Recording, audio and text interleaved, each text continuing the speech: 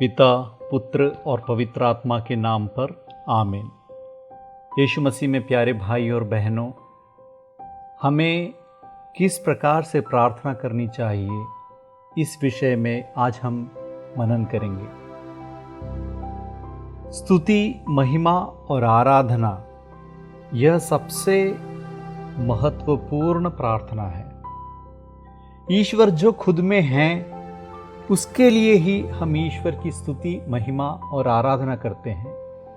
We praise the Lord, we give glory to Him, we bless Him, we adore and worship Him for who He is.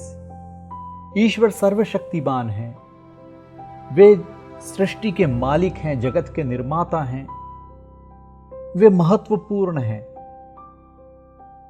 और प्रवक्ता ग्रंथ के 23वें अध्याय के 28वें वाक्य में हम ये पढ़ते हैं कि प्रभु की आंखें सूर्य से भी अधिक प्रकाशमान हैं। और इंग्लिश बाइबल में सिराक 23:19 में हम ये पढ़ते हैं, इसी वाक्य को एक अच्छी तरीके से ट्रांसलेट किया गया है। वहाँ पर ये लिखा है कि प्रभु की आंखें सूरज से भी 10,000 गुना ज्यादा प्रकाशमान है। तो ये प्रभु के महत्व को दर्शाने वाली एक भाषा है जो कि हम ईश्वर के वचन में पढ़ते हैं। और निर्गमन ग्रंथ के 3 अध्याय के 6 वाक्य में ईश्वर के पास जब मूसा आता है, तब ईश्वर मूसा से कहते हैं कि मैं तुम्हारे पिता का ईश्वर हूं, इब्राहिम, इसहाक तथा याकूब का ईश्वर। इस पर मूसा ने अपना मुख ढक लिया, कहीं ऐसा ना हो कि वह ईश्वर को देख ले।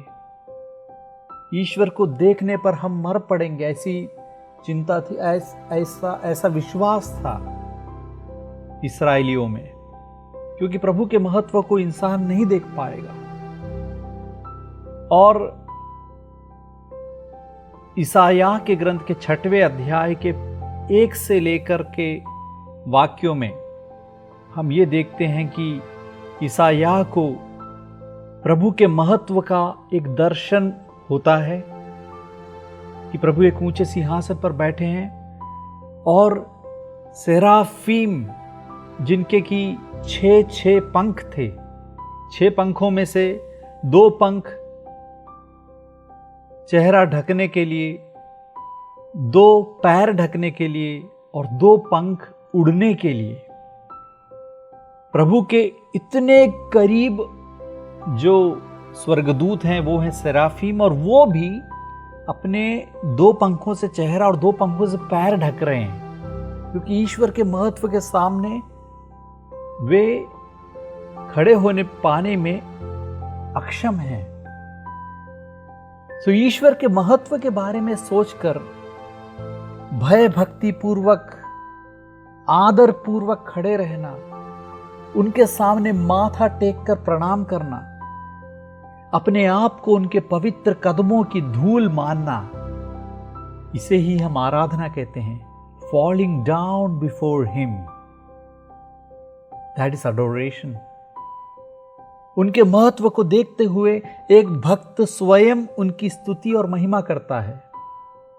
उनकी पवित्रता का ख्याल जब दिल में आता है तो हमें खुद अपनी गलतियों का एहसास होता है और यह समझ आता है कि मैं उनके सामने खड़े रहने के तक लायक नहीं हूं। जैसे कि ईसाया ग्रंथ में 6वें अध्याय के 5वें वाक्य में ईसाया कहते हैं कि हाय हाय मैं नष्ट हुआ, क्योंकि मैं तो अशुद्ध होठों वाला मनुष्य हूं और अशुद्ध होठों वाले मनुष्यों के बीच रहता हूं, और मैंने विश्वमंडल के प्रभु राजाधिराज को अपनी आंखों से देखा है। यही है प्रभु की स्तुति करना, प्रभु की महिमा गाना। और हालेलुया, ये वाक्य स्वयं एक प्रार्थना है। इसका अर्थ है हालेल याह। हालेल का अर्थ है स्तुति, याह यहोवा का शॉर्ट फॉर्म है, प्रभु का नाम है, इसका अर्थ है प्रभु को स्तुति। प्रभु की स्तुति, महिमा और आराधना न करने से प्रभु को कुछ नुकसान नहीं होता। वे तो परिपूर्ण हैं। God is a perfect God, he lakhs nothing. उन्हें किसी भी बात की कमी नहीं है। पानी से भरे एक कप में यदि हम पानी डालेंगे तो पानी ओवरफ्लो करेगा, वो बाहर बहेगा। उसी प्रकार हमारी स्तुति करने से, महिमा करने से, आराधना करने से प्रभु की पवित्रता और नहीं बढ़ती, प्रभु की शक्ति, प्रभु का महत्व और नहीं बढ़ता। और स्तुति, महिमा, आराधना ना करने से प्रभु की शक्ति में, महत्व में, पवित्रता में कुछ भी कमी नहीं आती। लेकिन बदलाव आता है, हम में आता है।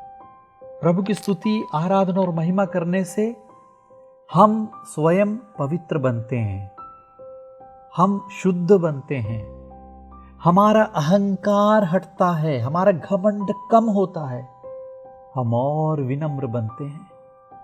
हम ये समझते हैं, हम ये जानते हैं कि प्रभु के महत्व के सामने, प्रभु की पवित्रता के सामने खड़े होने के लायक तक नहीं हूं मैं, तो और हम विनम्र बनते हैं, हमारा विश्वास और दृढ़ होता है।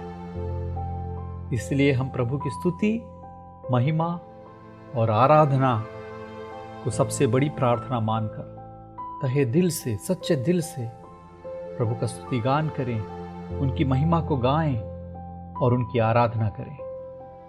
कल हम प्रार्थना के अगले कदम के बारे में मनन करेंगे। ईश्वर आपको आशीर्वाद दे। आमीन।